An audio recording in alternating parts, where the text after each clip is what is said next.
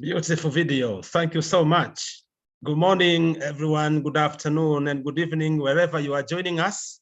Thank you so much for coming here today, of course, virtually, to participate in this International Peace and Development webinar on sustainable development in Africa and all over the world.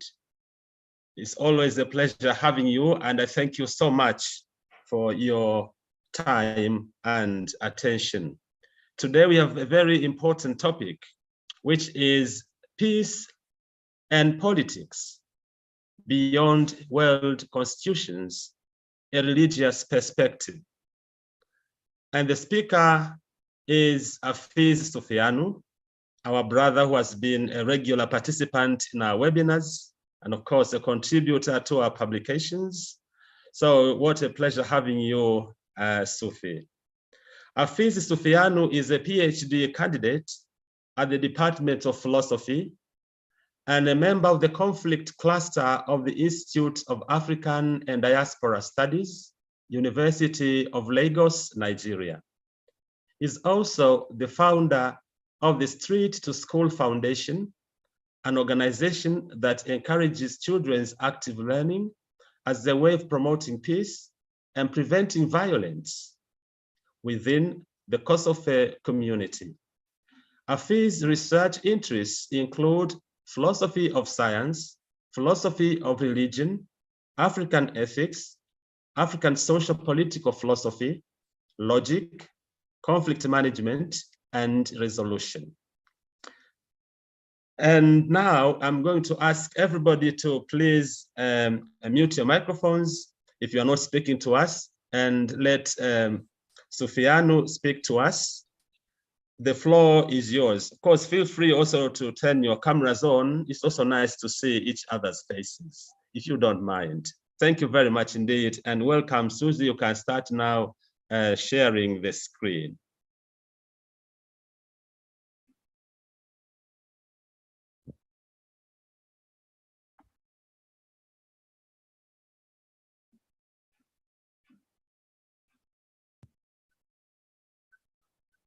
I'm sure that Clara is trying to help with so that we have the screen, the slides shared.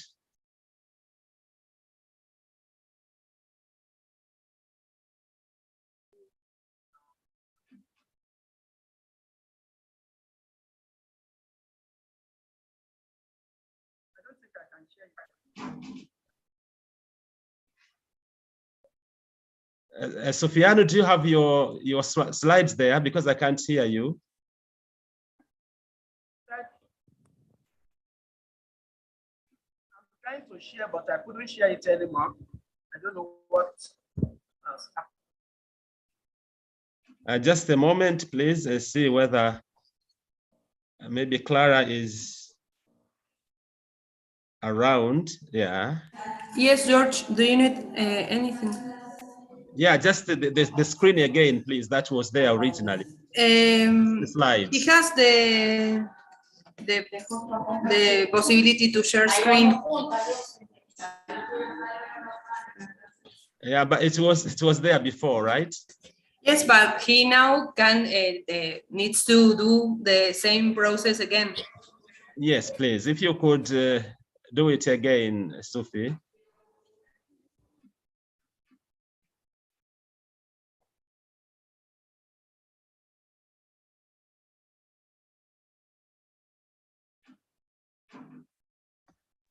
Or you can send me in the inbox the presentation and I can share screen.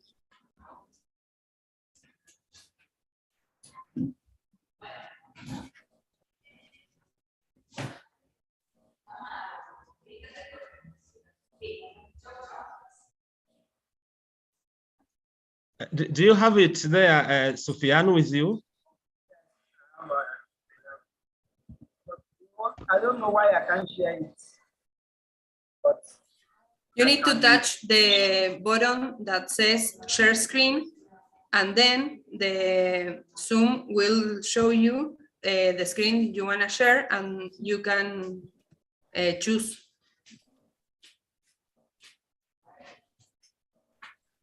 And are you using the name Mark? Yeah, Mark. Okay, I see. So actually, you need to make you co-host. Yes. Give me a minute. All right.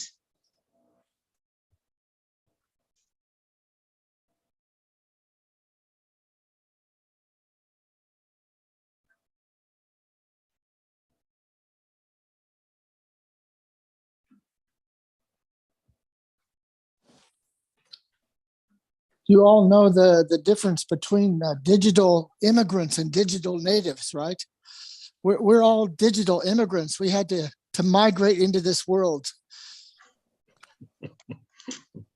Yeah, so yeah, slowly we're becoming digital citizens. Digital citizens, yes. Naturalized. Yes. Okay, now you can share the screen. Sufianu. The share screen at the bottom, I think, of your laptop. It was there before, so it should be back.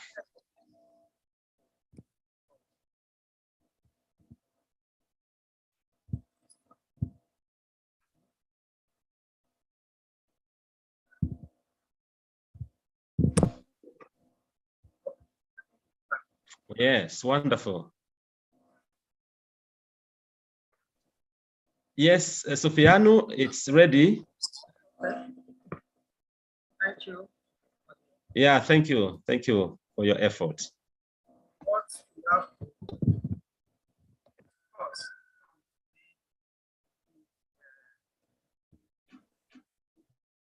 peace and politics beyond world constitutions, a religious perspective. Now, what do we actually want to achieve in summary is that the highest right of man in any society is to attain happiness, peaceful coexistence within its environment. But man cannot do this alone except within an organized society or environment. This organized society or environment is known in a primitive age as a society. But in the modern world that we are today, we call it a sovereign state or country. But in the name of peace and politics, because for man to achieve this peace, he knows that he has to try to have an organized society. And in the name of this peace, it coheres with politics. So man ventures that it is necessary for him to draft what we call constitution. A constitution that will be a form of law and rights, and a fundamental human right that will be a guiding principle for man. So this constitution is what all the laws that guided the woman's or running of human affairs that was written. And the constitution can be written and unwritten constitutions. But in spite of all these written and unwritten constitution that man has to guide his affairs, man fails to achieve the purpose of that constitution and the politics, which is the peace and happiness, especially in the light of egoistic nature of man that brings man into a situation of conflict, crisis, and war. So in this perspective, man is religion as a symbolic intervention of the supreme being of the supreme being to curb the what? To curb the conflict and crisis and war that frustrates the peace and happiness of man. However, Hamas, a greater philosopher scholar, said religion is the opium of the people and therefore needs to be abolished. But we need to ask ourselves, despite the fact that we abolish religion in the running affairs of the state or the political realm, man still experience what we call war, crisis, violence, year and year. But we need to ask ourselves, where lies the peace and happiness of man? So the purpose of this paper is to answer the question, which is that the happiness of man, that it is in the religion that we decline in the first stage, that we are going to change man's happiness. But then we cannot actually venture into seeking man's happiness in religion without trying to consider some factors, like doing some introduction to the background to the study. What is the background to the study? We need to be able into what we call some analysis, some tactical analysis. And this analysis is going to be what is religion. This analysis wants to tell us about religion.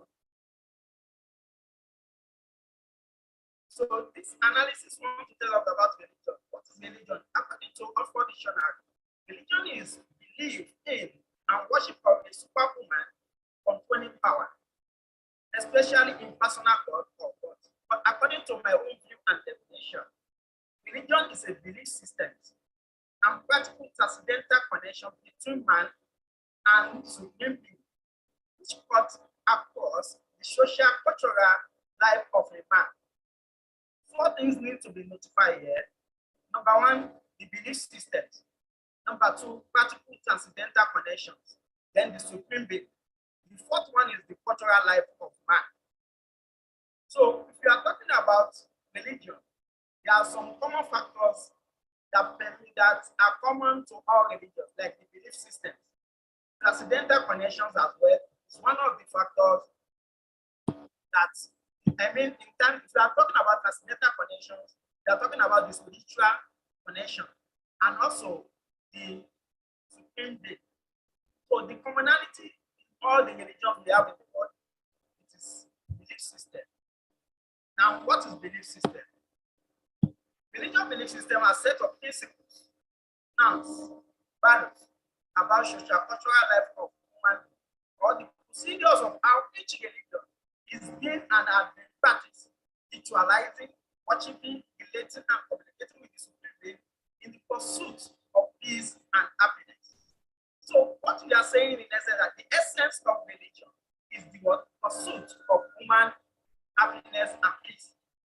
The supreme being can be identified as God or gods or deities or hosts, depending on each religious belief system. This belief system again, it is what is used to categorize all religion into under a group or as a particular religion. For instance, there are numerous religions in the world. We have Buddhism, is part of the religion in the world. We have Christianity, we have Hinduism, we have Afees, which is primarily pertinent in African region, for instance, as well in Brazil. And Islam, we have Judaism, etc. Now, I've said earlier that what classifies or categorizes each religion is this belief system. When we can say a particular religion is a Eastern, is because they share the same belief system. When you can say the particular group of people that are matched together are Eastern, is because they have the same belief system. And I give an instance. The Catholicism, Baptist, Methodist, Pentecostal, Celestial, Anglican, Evangelism, just to mention but a few, are categorized as a Christianity because they have the same belief system. There are some religions as well that these belief systems occupy 2 dimensions. You have the social cultural life aspect of the belief system and the transcendental or spiritual life within the supreme God. Because these are 3 cardinal things. This is man that wants to communicate with God. What does he want to communicate with God? We want to talk about his affairs, how he's going to be safe on earth. Because religion have a practical procedure of worship to communicate and relate to the supreme being. It's all without revelation. There are some religion claims that they have in the world today, but they don't have a particular revelation scripture that they can hold as a book. But I will try to let us I want to restrict or limit my focus of this study to the religions that have the scripture so that it may be more easier for us for some references while we are trying to analyze the perspective of peace and politics in the world. So, for There are some books that we can categorize as spiritual as well, but those books, they share some value of features of religion, but in typical or critical sense, you cannot actually categorize it as religion. Like the Wicca, its followers are called Wiccans and mostly identified as a witch. And in most cases, the witch, they used to be promoting their interest of their member. So we say what is very important in the religious belief system, the impact of religion is on the culture of it. So this cultural life, what we mean by it, the social cultural life is something that is born from people's culture. That is why we said social cultural life is the set of norms, customs, beliefs, moral teachings. That is in terms of education. Maybe the moral teaching can be formal or informal, depending on the society or environment that someone finds him or herself. But basically, the moral teachings and values that permeate in all ways, that permeate the ways of living of a particular group of people that are born together by a particular language in the same geographic territory. Meanwhile, culture is described by both, that is, as the collective name for all behavioral patterns, socially acquired and transmitted by means of symbols. Hence, the achievement of human goods, including not only their language, because we add science, law, government, morals, and religion, but also material instruments or artifacts in which cultural achievements are accomplished, meaning that whatever idea or thought that touches people's culture affects the whole existence and being of the people. What are we saying in essence is that the religion touches the cultural life of people, and in other way, it can touch the aspect of people religiously, socially, morally, economically, politically. So this influence cannot be overridden as the part of the impact of religion in all across the global world. So in this culture, we can pinpoint what we call politics, because it's one of the key cultural values in governing the state that is free from internal and external aggression like violence, crisis, and war for the purpose of peace and happiness of the state. So any political ideas that fails to set crisis and war free state lose the peace and happiness of the state socially, economically, and morally. That is, political instability is hazardous to the social and economic growth and development of any particular country, and at large, it is immediately to the world economic growth. For instance, the ongoing war between Russia and Ukraine since February 24, 2022 is disastrous to the world economy at large, and even the peace and happiness of the world entirely. So what we are trying to emphasize is that in a situation there where we have war and crisis, there will not be peace. So we suggest that in the background where we are going to still get to where we are going to wrap it up at the end, that if adequate and quick measures are not taken by the world powerful nations to stop the war, the consequence may be more hazardous than the effect of the outbreak of COVID-19 pandemic. So because the pandemic has shown that most of the world economy goes into the recession, that is, many countries in the world will experience economic recession that may take long to recover or even impossible to recover. All efforts put in by United Nations as a world peace building to defend the war is abortive, and going to 8 months now, there is no traffic or ceasefire between Russia and Ukraine. Is this not going to be the third world war? We need to ask ourselves. Not going to be stopped. For the war not to be escalated for the third world war, what religious leaders need to intervene. Since the UN neither prevent nor stop the war, since the UN can neither prevent the war nor stop the war, why and how what religious leaders intervention is experienced in covering the war will form the part of the evaluation of this study. But then, how can religion maintain peace and happiness of a man in the middle of that causes war. Religion cannot be a remedy in ammunition except some more light is thrown on the account of the peace and politics as it concerns what constitution. So if you are talking about the as it concerns what constitution, we need to take a brief account of what we mean by the word constitution. Constitution is a body of principles and laws that defines aims, social, the aims, defines aims, defines objectives, and this objective can be social or political. Fundamental human rights, duties and obligations of how a particular country or an organization. When I say particular country or organization, the organization can be a religious organization. Just for instance, we have what we call apostolic constitution. Apostolic constitution is a decree issued by the Pope. So this is part of what we are saying is that constitution is not only limited to country, can be used by some organizations like political parties, like social organizations, like economic in the company, like banking system, and likewise international organizations like African Union, ECOWAS, United Nations. This constitution is what guides the objective and aims of our organization.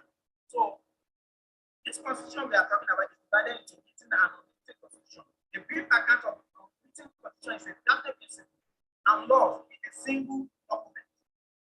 While the opposite of it, which is the second one, unwritten constitution, is a constitution not embedded in a single document, but based chiefly on custom and precedent as expressed in tokens and judicial decisions.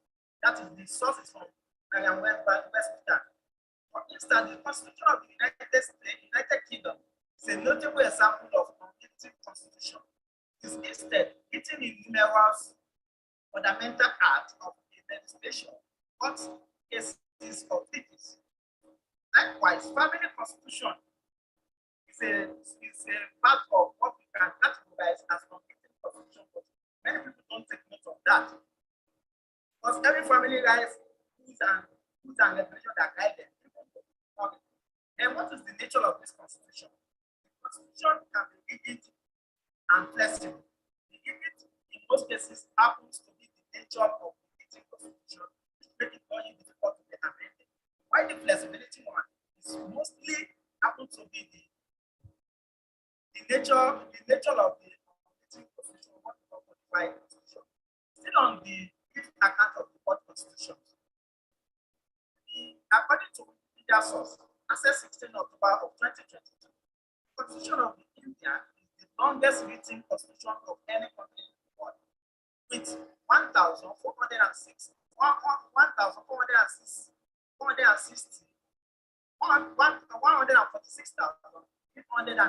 words. That's English version language. While the Constitution of Monaco is the shortest written with 3,814 words. The Constitution of San Marino might be the world's oldest active written constitution, since some of its core documents have been in operation since 16th century. While the one that is categorized and assures in the United States Constitution, it is the oldest active codified constitution. When we say codified, it means written constitution that has been in operation. The longest expectancy of a constitution since 1789 is approximately 19 years. That is when American Constitution was drafted. That is 1789. In the late 18th century, Thomas Jefferson, which happens to be the first president of the United States of America, then predicted that a period of 20 years would be the optimal time for any constitution to be still in force. What they mean is that the earth belongs to the living and not to the dead. So how many countries, to ask ourselves, how many countries today subject their constitution to every 19 or 20 years? If there is for us, as this constitutional regime set what free from war, to ask ourselves, as the world is being free from violence, as if fostering peace and happiness for the people in the world.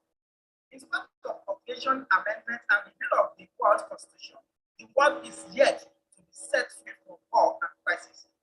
In this view, what are the causes of world constitutional failure? We need to examine that. Now, the constitutional failure, most of the African continent, most of their constitutions were drafted in their absence without considering their culture. Because there is no way to talk about the economic progress or social progress of any human without talking about their culture. So most of African constitution may not deeply consider the people's culture. The goal of the Berlin Conference of 1884 to 1885 in Africa on African independence explicates this. The Nigerian constitution is a typical example. That is why they are in a situation of going on restructuring, going on conference to try to redact the constitution, but they are yet to have achieved that. The second thing we need to